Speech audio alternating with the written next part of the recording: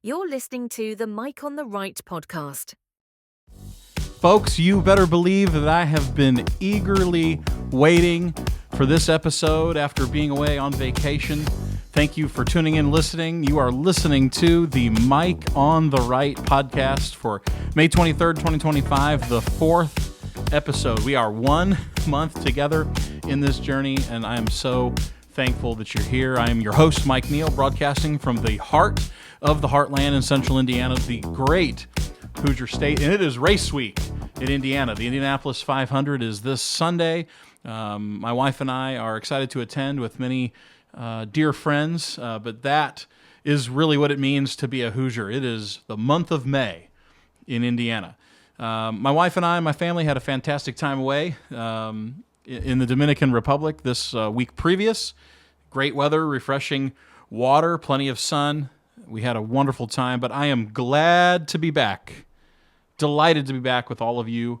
Thank you for your listenership. Thank you for your support. I ask you to take a moment to like, to share, to subscribe to whatever channel you might be listening, whether it's Spotify or Amazon or YouTube, wherever you might be listening to, Apple Podcasts.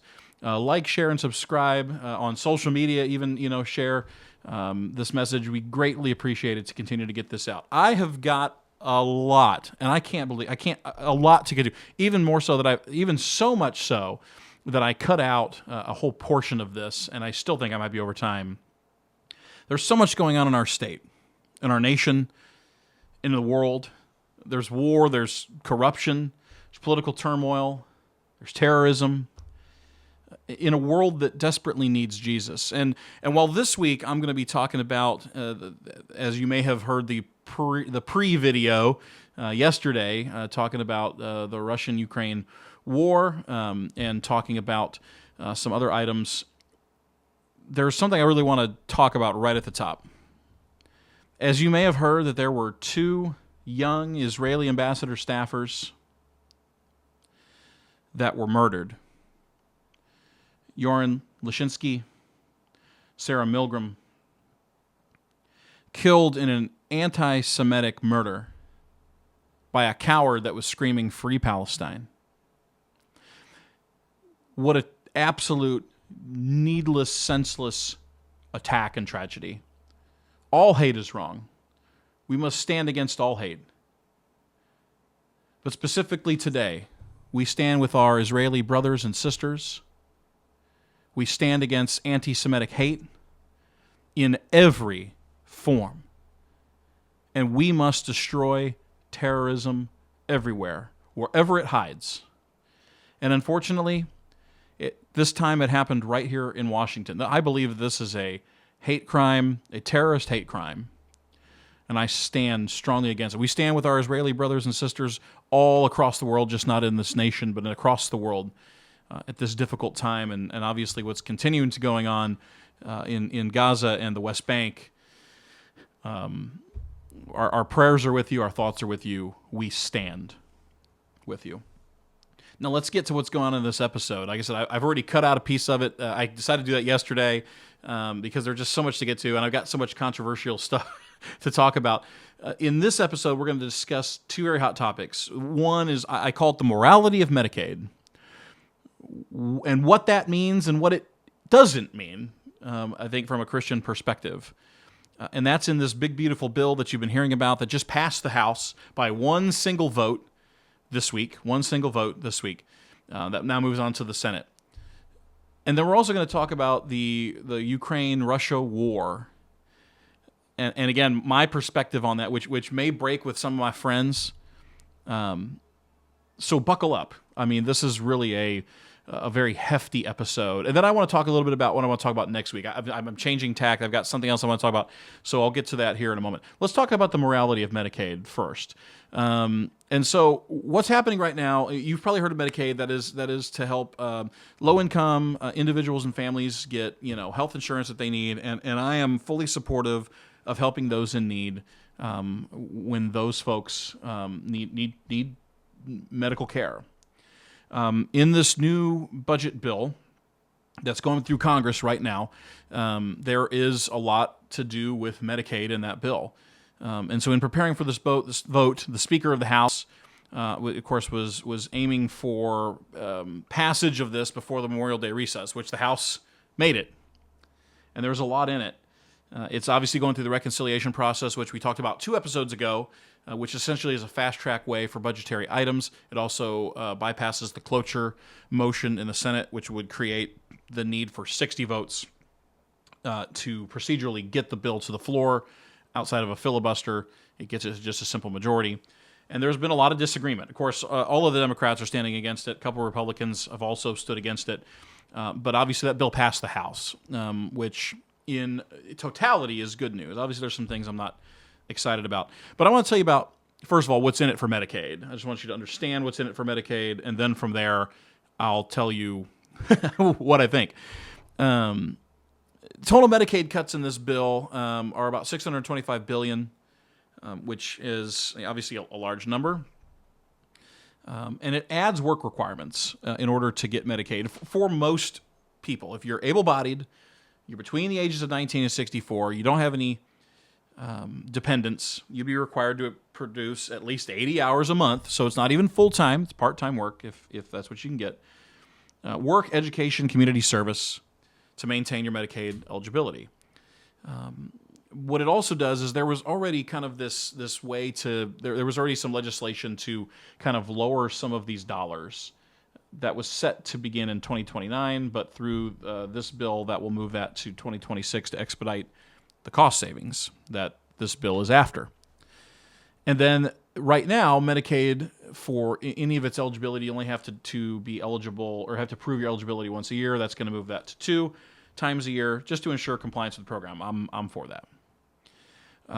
This bill also introduces out-of-pocket fees for certain Medicaid recipients. And this is something that I actually agree with and believe in. If you're familiar in Indiana, we have the Healthy Indiana Plan, or HIP. That is the Medicaid alternative in Indiana. We have a waiver from CMS with that. And what it does is it provides certainly Medicaid dollars to subsidize the health insurance of those in need. But it also, for those that can, requires them to put skin in the game. Maybe it's a small premium, maybe it's some small out-of-pocket expenses. And it's dependent on how much money they're making and obviously if they remain eligible with the program. I'm for that. I'm completely and totally for that. This bill also, kind of getting moving on from that, also is going to push a greater share of Medicaid costs to the states, because obviously there's some kind of there's a match. So the federal government's providing most of the funding, and we're providing some of the funding, including like the administrative costs. But what the Congressional Budget Office estimates that these changes could result in is 8.6 million people no longer being eligible for Medicaid over the next decade, which is a staggering number, and I think that kind of scares folks. I think there's folks on the left and the right that are like, whoa, wait a minute. Why? But let's understand why. Let's go back to the pandemic. So prior to the pandemic, there weren't nearly as many folks on Medicaid. And of course, when the pandemic hit and there was all these needless shutdowns across the nation, we experienced a temporary large bout of unemployment, cut hours, inability to work and move around and do anything. And so there was a flux of Medicaid usage. And in that, states and the federal government had to increase that amount of money to float these programs. And since then, we've been, we've gotten out of the pandemic. The economy has largely recovered from that. There are still some sectors and items that have not, but largely we have. But there's still a large amount of these folks who, because some rules were suspended, eligibility requirements, that have stayed on this that don't need to be on it.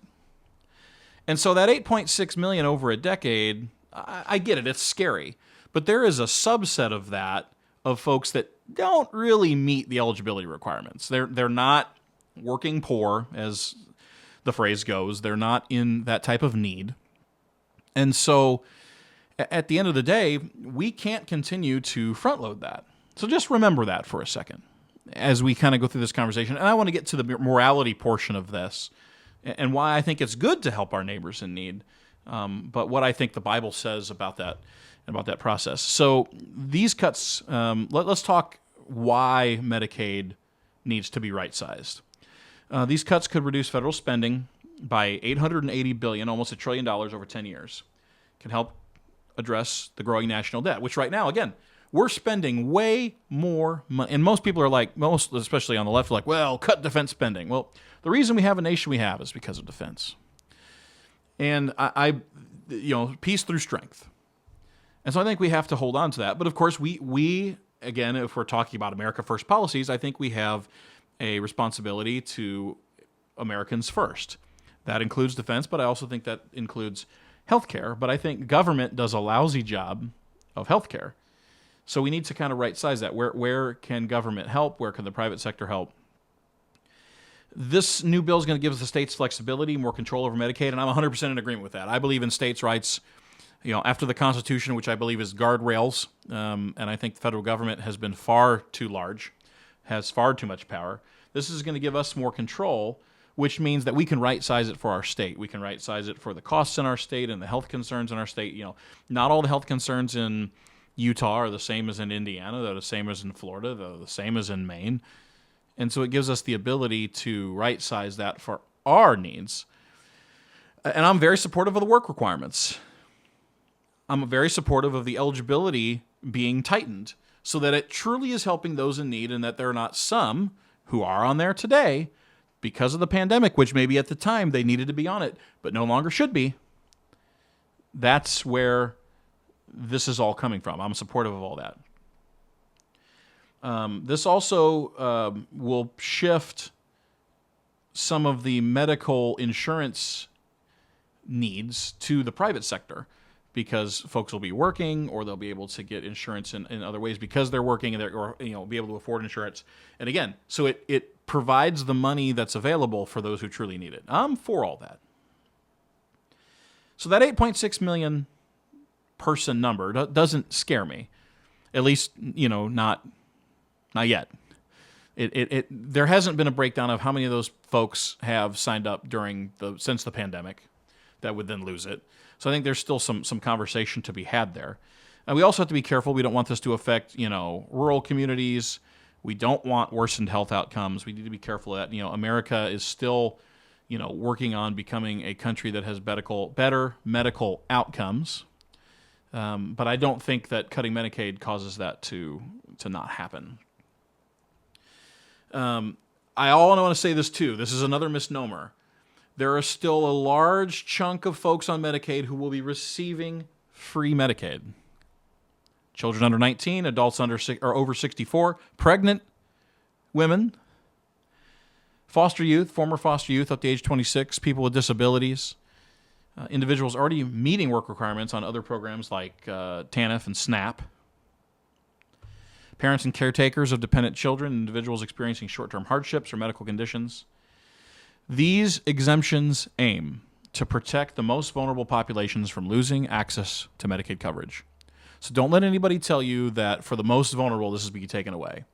This is really being aimed at, and we just saw this in Indiana too. Indiana last year had $1 billion shortfall, one of the largest shortfalls in state history, because of overspending on Medicaid. And the state was able to plug some of that hole and to cut some things. And now, the new bill that came through in the legislature, really cleaned that up. This is happening everywhere. We just got a huge brunt of it because there was a large number, almost 700,000 people on, the Medicaid or Medicaid alternative. That's just not sustainable. And now looking at the eligibility requirements, there's a chunk of people who are going to come off these rolls, and they should. But the reason I wanted to bring that up, there is still a large chunk of people who are going to qualify for free Medicaid that truly need it. So let's remember that.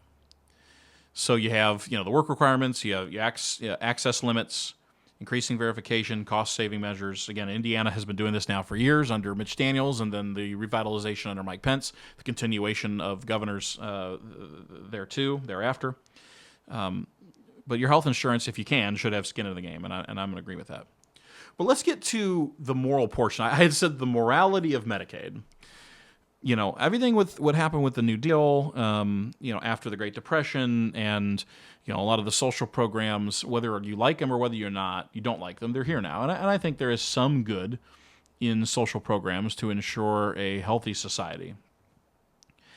But, there's a Christian argument for taking care of those around us, just doing so in a measured way. Of course, caring For the least of these, as Jesus spoke about in Matthew, or his words are in Matthew 25, for the poor, for the sick, for the vulnerable. That's clearly very important for Christians. This is a life issue.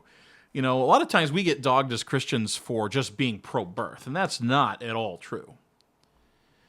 From birth to grave, we are responsible for those around us in one way or another. Whether it's even just in passing and how we speak to them, I'm not saying that you have to carry all their burdens, but there are times when a brother's or a sister's burden has to be carried. So, and we're witnessing through mercy. This is a merciful act of being able to help people in need. I'm all for it. And then there's obviously cautions to an extreme, right? There's a tension here. Sometimes we talk about the tension of grace and truth. I know my church talks about it a lot. Too much truth and not enough grace is very hard line. And too much grace and not enough truth is too willy-nilly. And so if you use a rubber band, which I wish I had one here on my desk, if you just have hanging on one finger and you're not pulling tension on the other, it just kind of sags and hangs, or vice versa. The same thing. It's the same thing here. Help those in need, help them to get back on their feet so that, if at all possible, they can be self-sufficient, and Medicaid is no different. We don't want to encourage lifetime dependency if we don't have to. And I'm not saying that those that need it shouldn't be helped, but for those that don't need it their entire life shouldn't be. We don't want to be poor stewards of our resources as the taxpayers. I believe that's a burden for us as leaders. So looking at this from a biblical perspective, I believe that onus that I just talked about is on us. I believe it's on us as Christians. And a lot of people say, well, then, the government has to provide this. The government has to provide this. I'm not against the government providing some of these services in proper guardrails. But those calls in the Bible are to me as a Christian. There's to you. It's to the church. And so we need to be standing up and helping take care of folks in need. I'm not saying that negates keeping or not keeping Medicaid. I believe that Medicaid is necessary in the world we live in today. But what I don't believe is that it is something that, again, we are not called to help every single, when I'm called to government service. And in government service, I am unable to help every single person every day. If you're working in a homeless shelter or at a food bank, if you're volunteering, you're helping a subset of people in your community, in your region, and you're called to help those folks. And so I think all of us are called in certain ways to help those around us. And I think government can be a tool for that. But just like immigration, it can't be unlimited, and it can't be forever for those that don't need it forever. And I don't believe there's anything in the Bible that says, it calls our government to be just. And I do believe this is an issue of taking care of, those around us. But we have to right-size it to make sure we're actually caring for the people who need it and not for those that don't. Because, again, this is a fallen world, and there are some people who freeload on these things. And so we have to be able to make that distinction. But I do not believe that the government is called to be the solution in every aspect, in every situation. It does a poor job of that. It does a poor job of that around the world. And so, again, in the Bible, there's no explicit command for secular government to do this, but I believe it is right. I do believe God has instructed government to stand for its citizens and to care for them, because we are humans, and we are the ones that are in government. But we have to right-size that to make sure we're caring for the right people that need it and not allowing the ability for those that don't need it to hurt the program, hurt the process. So there is morality to Medicaid. I am supportive generally of the bill that's coming forth, but that's my position on Medicaid. And so with that, I want to move to another controversial topic, and I'm running out of time. We're already almost 20 minutes into the show, and normally I try to do three things, but I've got two. Let's talk about Ukraine, Russia, and this war going on, which Russia is very clear. I want to say this right on the top of this, is the aggressor. 100% an aggressor, 100% at fault. But the Ukrainians and the Russians have had a long history going back to the 9th century, when essentially their origins were from the Kievan Rus, a powerful Slavic state centered in Kiev, which is now today, of course, the capital of Ukraine. But it's been a back and forth antagonistic relationship. There's been influences where people didn't want influence. There's been territory exchanges. There's been suppression of the Ukrainian people, their language, their identity, their autonomy.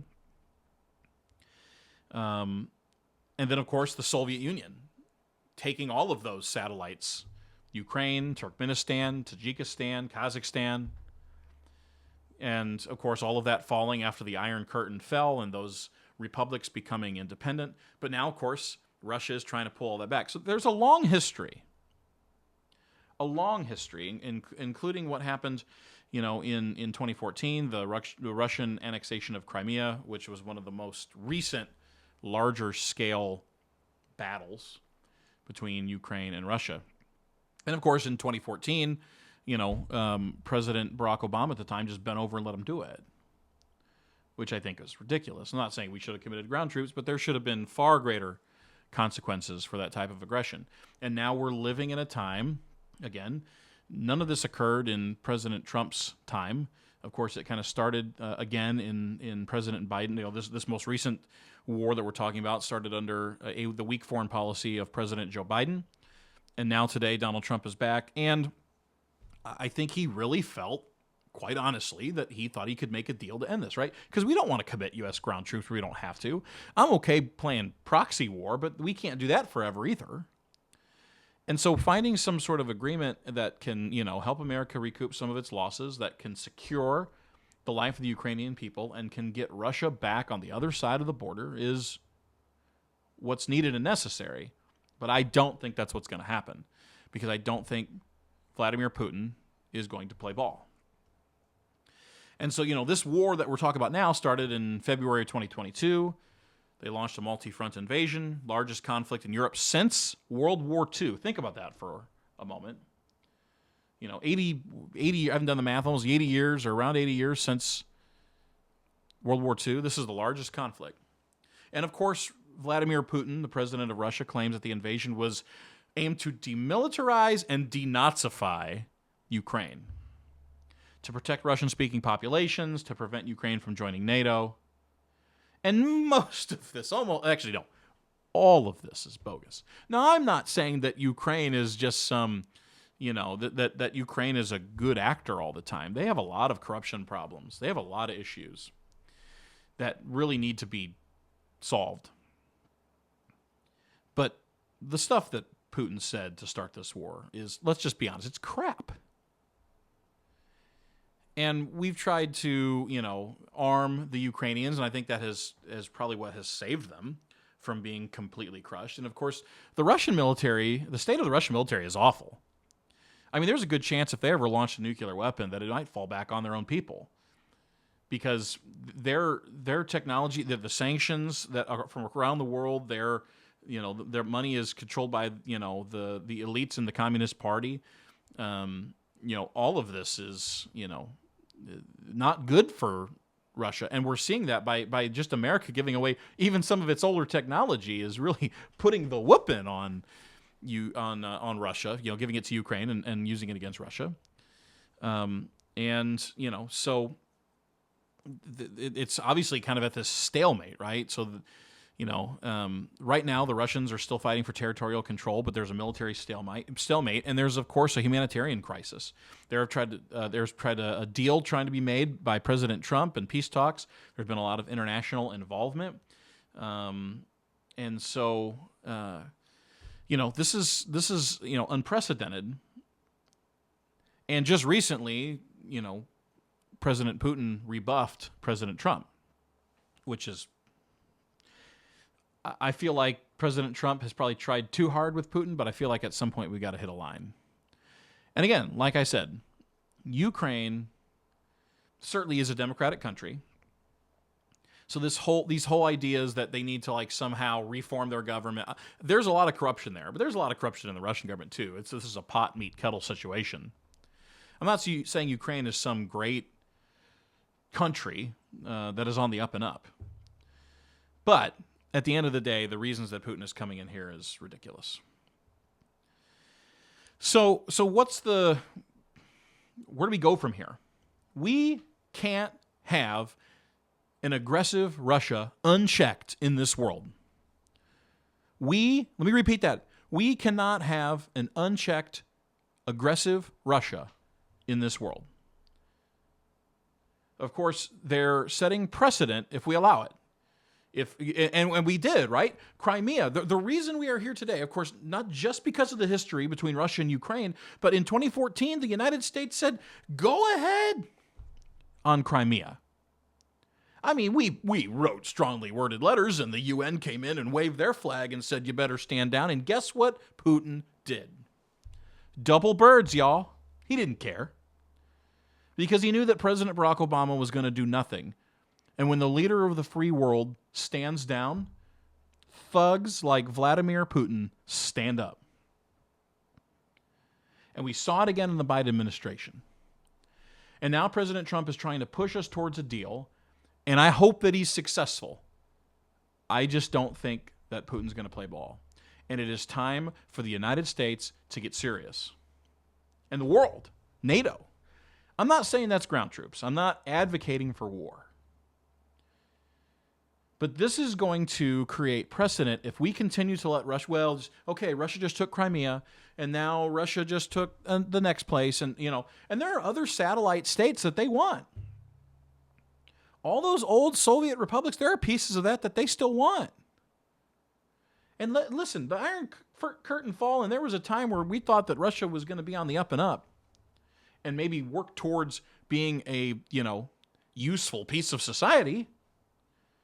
And then people like Putin, who are old KGB, who are now, part of the old FS, which is just the same thing, just different. I think I saw that in a video once, a movie once. It's at the same people, just with a fresh new coat of paint. We can't have that. And it's going to increase the potential of a greater war if Russia continues down this path and we allow them. Because it also creates not authoritarian expansion elsewhere, right? A weak America. This could spill over into China, taking over Taiwan. There's Iran in the Middle East, which obviously is already getting pummeled by the Israelis, and I'm fully supportive of that. And these kind of things create economic and energy turmoil. We're in a region, Russia has a lot of natural gas, supplying it to the Germans, which is why the Germans are freaked out. That's why the EU is strongly on the side of Ukraine, because shutting off some of these energy taps will be bad for European markets. But that's the Europeans' fault. They should have got their house in order decades ago. And honestly, let's say George Patton foresaw a lot of this back in the Second World War, after we had defeated Germany, along with the Russians and the Brits. And again, I'm not advocating for endless war, but he's like, hey, we're going to have to deal with these people sometime. And we didn't do it. And now we're dealing with the consequences of those actions. We've already got all this military over here. We already got all this equipment over here. I think everybody's clearly in agreement that the Russians are going to be a problem, and they have been. But today, focusing today, again, Ukraine is not the model nation. Russia is far from a model nation. I do not support the Russians. I do not support Vladimir Putin. I support President Trump getting a deal to end this without appeasing Putin. And if they don't play ball, then we have to go to the next phase. What that is, I don't know. I don't know. But letting an aggressive Russia cannot stand. Period. That's all I have for you for this episode. I'm very grateful for your listenership and your support. It's been a great first month. I was looking at the stats. We have almost 160 unique listeners over the last month, which is small, but for me, it's just very encouraging. I've gotten so many positive comments. I'm so excited for the future of this show. So thank you for your support. Again, like, share, subscribe. And one thing I want to say quickly here at the end, next week, there may be some news topics we may want to talk about. But something's on my heart over this last week in just stuff with my job and work and everything that I, do and serve here in the community, is I want to talk about the call to Christians in public service. That's not for everyone. I believe that Christians have a duty to be educated about what's happening around them, not just in politics and government, but in a number of things. But specifically to those Christians who may feel like they're called to public service or supporting those that are. As a Christian, I've oftentimes been in a place where I get kind of a bad rap because I'm in politics and government, where people have questioned words and motives, where I've come under attack. And you don't see that. I mean, when church, it's, Teacher Appreciation Week, they all make sure they clap and stand, and we should. And, the military, we obviously, stand and we salute them and we honor them, and we should. And healthcare workers, especially after the pandemic, we stood, we clapped, and we helped them, we invested in them.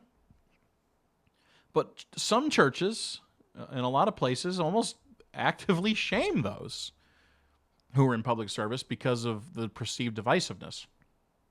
Now, of course, putting politics above Jesus is wrong, but Jesus transcends everything.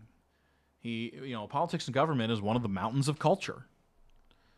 And God calls us to, steward that well and to be salt and light and do so in love, but firmly. And so next week, again, there may be a news topic or something I want to talk about, but largely the episode is going to be talking about being a Christian in public service, what that means, and how to forge through that, how to deflect things, how to be salt and light, but also, you're getting attacks from your enemies. You're sometimes even getting attacks from those in your own church. But also, for those of you who are adjacent to those people, how can you support them? How can you love on them? How can you encourage them? And how can you help them? And so that's what we're going to talk about next week. Thank you for joining Mike on the Right, episode 4. Really appreciate your listenership and your support. Have a great week.